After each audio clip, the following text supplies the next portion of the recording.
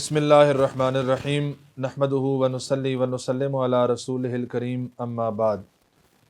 معزز سامعین و ناظرین، اسلام کی تاریخ میں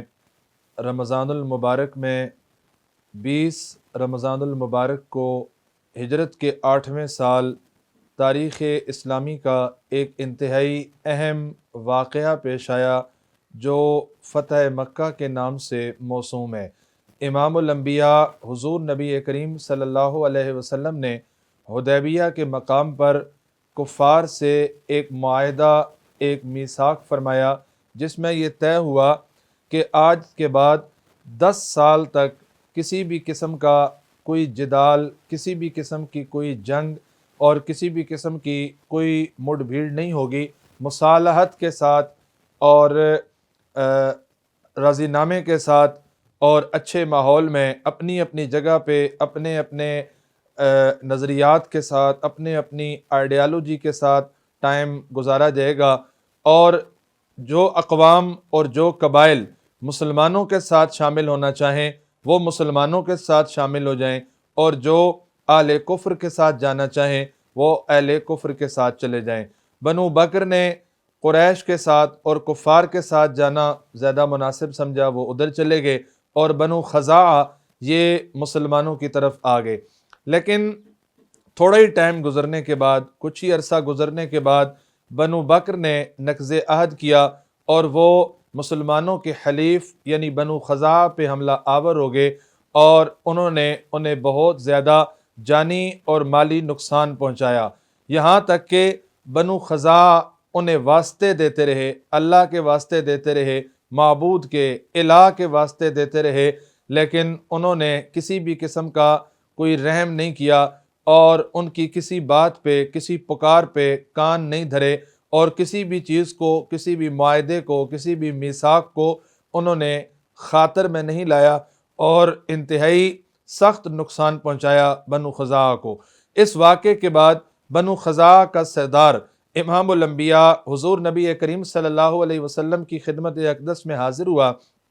اور آپ صلی اللہ علیہ وسلم کے سامنے اس سارے معاملے کو، ان تمام حالات کو بیان کیا، اور یہ ساری صورتحال آپ صلی اللہ علیہ وسلم کے گوش گزار کی۔ آپ صلی اللہ علیہ وسلم نے اس تمام صورتحال کے تناظر میں مشرکین مکہ کو یہ پیغام بھیجا کہ اب تمہارے پاس 3 میں سے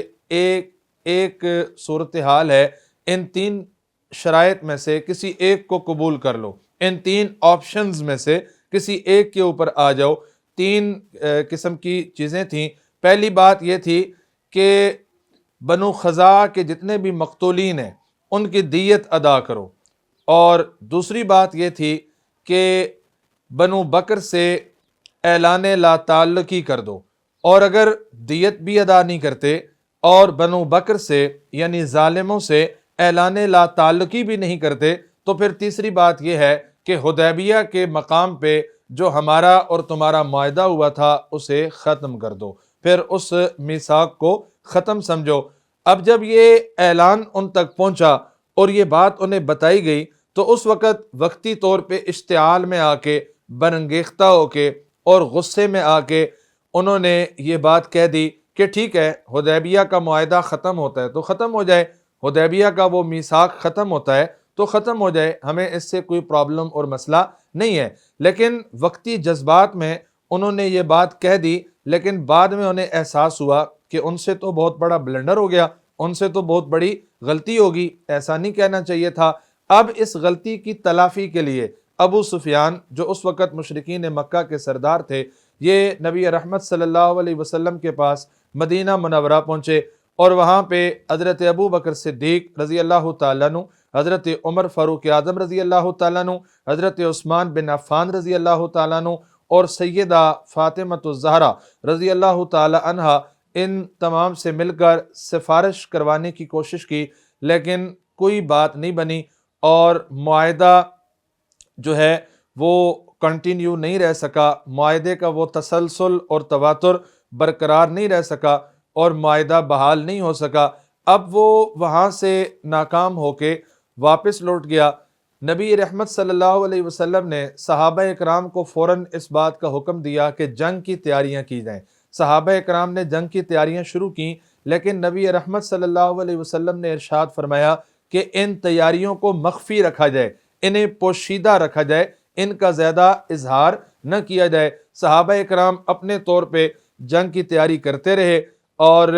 اس کے لیے جتنے بھی ممکنہ انتظامات تھے انہیں اختیار کرتے رہے، اور یہ ساری تیاری جاری رہی، لیکن مشرکین مکہ کو اس بات کی کانوں کان خبر نہیں رہی۔ اور نبی رحمت صلی اللہ علیہ وسلم کی حکمت عملی کہیے کہ مشرکین مکہ کو پتہ اس وقت چلا کہ جب مسلمان 10,000 کے لشکر جرار کے ساتھ مکہ مکرمہ سے محض 10 میل کی مسافت پہ، 10 میل کے ڈسٹنس پہ خیمہ زن ہو گئے اور وہاں پہ پڑاؤ اختیار کر لیا۔ اب جب پڑاؤ اختیار کیا، نبی رحمت صلی اللہ علیہ وسلم نے ارشاد فرمایا صحابہ اکرام سے کہ آج کی رات ہر شخص، ہر فرد الگ آگ کا الاؤ روشن کرے۔ تمام صحابہ نے الگ الگ آگ کے الاؤ روشن کیے۔ آپ اندازہ کریں 10,000 کا لشکر جرار ہو، جمع غفیر ہو اور فوج کثیر ہو، اور ہر ایک کا الگ آگ کا الاؤ ہو تو کتنی آگ بھڑکی ہوگی،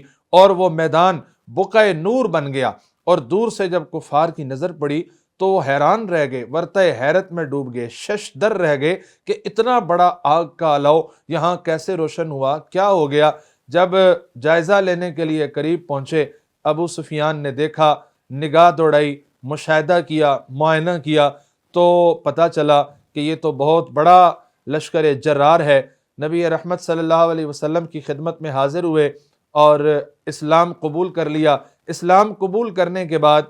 نبی رحمت صلی اللہ علیہ وسلم نے اپنے چچا حضرت عباس رضی اللہ تعالی عنہ سے ارشاد فرمایا کہ چچا جان، آپ ابو سفیان کو لے جائیں اور انہیں کسی اونچے مقام پہ کھڑا کریں، کسی اونچی چوٹی پہ کھڑا کریں، کسی بڑے پہاڑ پہ کھڑا کریں اور انہیں اس لشکر کا معائنہ اور مشاہدہ کروائیں۔ وہ اونچی جگہ پہ کھڑے ہوئے، انہوں نے لشکر کو دیکھا اور کہنے لگے کہ میں نے آج تک اتنا بڑا لشکر نہیں دیکھا اور اتنا زیادہ آگ کا الاؤ نہیں دیکھا، تیرے بھتیجے کا اقتدار بہت عظیم ہے۔ حضرت عباس نے یہ سنا رضی اللہ تعالیٰ عنہ، فرمانے لگے کہ یہ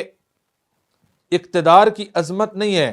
یہ اقتدار کی عظمت نہیں ہے، بلکہ یہ نبوت کی شان و شوکت ہے جو آپ کو نظر آ رہی ہے۔ اور پھر اس کے بعد یہ لشکر جرار چلا اور مکہ مکرمہ پہنچا۔ آپ صلی اللہ علیہ وسلم اپنی سواری پر سوار ہیں، اونٹنی پر سوار ہیں۔ آپ صلی اللہ علیہ وسلم کی سرکردگی اور قیادت میں 10,000 کا لشکر جرار ہے، فاتحانہ انداز ہے، اور رمضان المبارک کا بابرکت مہینہ ہے، اور آپ صلی اللہ علیہ وسلم کی عاجزانہ اور اتنی منکسرانہ شان ہے۔ آپ صلی اللہ علیہ وسلم کا چہرہ اتنا جھکا ہوا ہے کہ اونٹنی کے کوہان کے ساتھ لگ رہا ہے، اور آپ صلی اللہ علیہ وسلم کی زبان اقدس پہ جاری ہے انا فتحنا لک فتحا مبینا۔ سورہ فتح کی ابتدائی آیات آپ صلی اللہ علیہ وسلم کی زبان اقدس پہ جاری ہیں۔ آپ صلی اللہ علیہ وسلم مکہ مکرمہ میں داخل ہوئے اور پھر آپ صلی اللہ علیہ وسلم نے اعلان فرمایا، آپ صلی اللہ علیہ وسلم نے اعلان فرمایا کہ جو شخص ابو سفیان کے گھر میں داخل ہو جائے اسے بھی امان ہے، جو اللہ کے گھر میں بیت اللہ میں داخل ہو جائے اسے بھی امان ہے، اور جو اپنے گھر میں داخل ہو کے دروازہ بند کر لے اسے بھی امان ہے۔ جو ہمارے سامنے نہیں آئے گا اسے نہیں مٹایا جائے گا، جو مقابلے میں نہیں آئے گا اسے نقصان نہیں پہنچایا جائے گا۔ آپ اندازہ کریں کہ آپ صلی اللہ علیہ وسلم کے جلیل القدر صحابی، جن کے سرکردگی اور قیادت میں انصار کا ایک گروہ اور انصار کا ایک گروپ تھا، حضرت سعد بن عبادہ رضی اللہ تعالیٰ عنہ، آپ کی زبان اقدس پہ یہ الفاظ آئے الیوم یوم الملحمہ، آج کا دن انتقام کا دن ہے، آج کا دن بدلے کا دن ہے، آج پچھلے اگلے حساب برابر کیے جائیں گے، آج ایک ایک چیز کا حساب لیا جائے گا۔ حضرت ابو سفیان رضی اللہ تعالیٰ عنہ نبی رحمت صلی اللہ علیہ وسلم کی خدمت میں گئے اور عرض کرنے لگے، آقا آپ کا ساتھی تو یہ اعلان کر رہا ہے الیوم یوم الملحمہ، آج بدلے اور انتقام کا دن ہے، الیوم تستحل الکعبہ، آج کعبے میں سب جائز ہوگا، اذل اللہ قریشن، اللہ نے قریش کو ذلیل اور رسوا کر دیا۔ آپ صلی اللہ علیہ وسلم نے یہ بات سنی، آپ اندازہ کیجئے نبوت کی حکمت کا، نبوت کی دانائی کا، کہ ایک طرف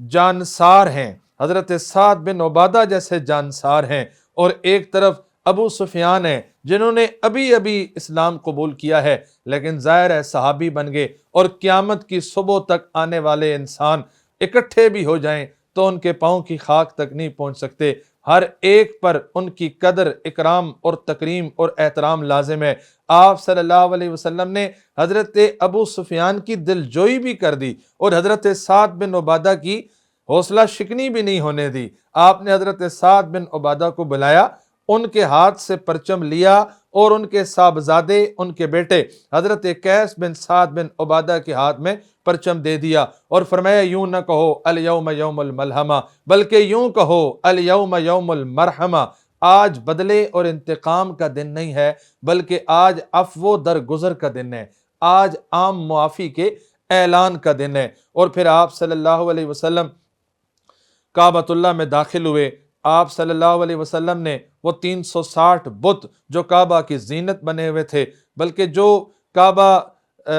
کے اندر رکھے ہوئے تھے، آپ صلی اللہ علیہ وسلم ان بتوں کو گراتے جاتے تھے اور فرماتے جاتے تھے جاء الحق وزہق الباطل، جاء الحق وزہق الباطل۔ پھر آپ صلی اللہ علیہ وسلم نے، بلکہ آپ صلی اللہ علیہ وسلم نے، بڑی دلچسپ بات ہے کہ جب کعبۃ اللہ کی چابی مانگی حضرت عثمان بن طلحہ رضی اللہ تعالیٰ عنہ، ان سے جب کعبۃ اللہ کی چابی مانگی، ایک وقت تھا نبوت کے ابتدائی دور میں جب آپ صلی اللہ علیہ وسلم نے حضرت عثمان بن طلحہ سے چابی مانگی تو انہوں نے چابی بھی نہیں دی اور بڑے سخت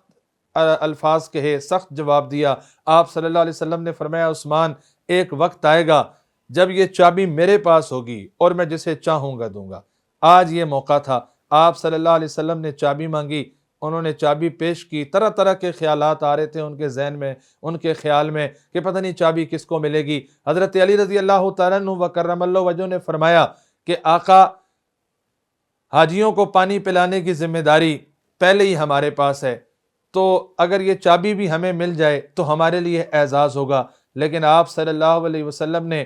اپنے جلیل القدر صحابی کی بات کو نہیں مانا، اور آپ صلی اللہ علیہ وسلم نے وہ چابی دوبارہ حضرت عثمان بن طلحہ کو دی اور فرمایا یہ چابی قیامت تک تمہارے خاندان میں رہے گی، یہ چابی ہمیشہ تمہارے خاندان میں رہے گی، اور آج بھی وہ چابی اسی خاندان کے پاس ہے۔ پھر آپ صلی اللہ علیہ وسلم اونچی جگہ پہ کھڑے ہوئے اور سارے نیچے کھڑے ہیں، اور اونچی جگہ پہ آپ صلی اللہ علیہ وسلم تشریف فرما ہیں، اور ہزاروں لوگوں کی نگاہیں ایک چہرے پر ٹکی ہوئی ہیں، ہزاروں کانوں کی توجہ ایک زبان اور ایک پکار کی طرف ہے، اور ہر ایک کو اپنا پرانا وقت یاد ہے، اپنے پرانے کارہائے نمایاں یاد ہیں، اپنے پرانے کام یاد ہیں، آوازیں کیسے کستے تھے اور ساحر جادوگر کیسے کہتے تھے، بھبتیاں کیسے کستے تھے اور تکلیفیں کیسے دیتے تھے، اذیتیں کیسے پہنچاتے تھے۔ آج پتہ نہیں کیا ہوگا، لیکن آپ صلی اللہ علیہ وسلم نے فرمایا بتاؤ آج تم مجھ سے کیسے سلوک کی توقع رکھتے ہو، مجھ سے کیا امید رکھتے ہو۔ انہوں نے پکار کے کہا کہ آپ ہمارے اخن کریم وابن اخن کریم، آپ ہمارے کریم بردبار بھائی ہیں اور بردبار بھائی کے بیٹے ہیں، یعنی ہمارے بھتیجے ہیں، ہمیں آپ سے اچھے اور بھلے کی امید ہے۔ آپ صلی اللہ علیہ وسلم نے فرمایا میں آج تم سے وہی کہوں گا جو میرے بھائی یوسف علیہ السلام نے فرمایا تھا، لا تثریب علیکم اليوم، آج تم پہ کوئی الزام نہیں، انتم الطلقاء اذهبوا فانتم الطلقاء، چلے جاؤ آج تم سارے آزاد ہو، تم پہ کوئی الزام نہیں۔ اور پھر اس کے بعد آپ صلی اللہ علیہ وسلم نے کوئی لمبی چوڑی تقریر نہیں فرمائی، کوئی بہت بڑا خطبہ نہیں ہے، کوئی بہت بڑا دعویٰ نہیں ہے، کوئی بڑی فاتحانہ باتیں نہیں ہیں، بلکہ انتہائی عاجزی اور انکساری کے ساتھ، تضرع زاری کے ساتھ آپ صلی اللہ علیہ وسلم نے فرمایا لا الہ الا اللہ وحدہ لا شریک لہ، نصر عبدا صدق وعدہ وہزم الاحزاب وحدہ، کہ اللہ کے علاوہ کوئی معبود نہیں، اللہ کا کوئی شریک نہیں ہے، اور صدق وعدہ، اس نے اپنا وعدہ پورا کر دیا، نصر عبدا، اپنے بندے سے، اپنے بندے کی نصرت کی، مدد فرمائی، ہزم الاحزاب وحدہ، اور اس نے تمام گروہوں کو اور لشکروں کو تنے تنہا شکست فاش سے دوچار کیا۔ تو اللہ رب العزت نے اس انداز میں نبی اکرم صلی اللہ علیہ وسلم کو فاتحانہ انداز عطا فرمایا، اور پھر اس موقع پہ آپ صلی اللہ علیہ وسلم نے عاجزی، انکساری اور عفو درگزر کی مثال قائم فرما دی۔ اللہ رب العزت ہمیں نبی رحمت صلی اللہ علیہ وسلم سے سچی محبت اور کامل اتباع اور پیروی نصیب فرمائے۔ وما علینا الا البلاغ۔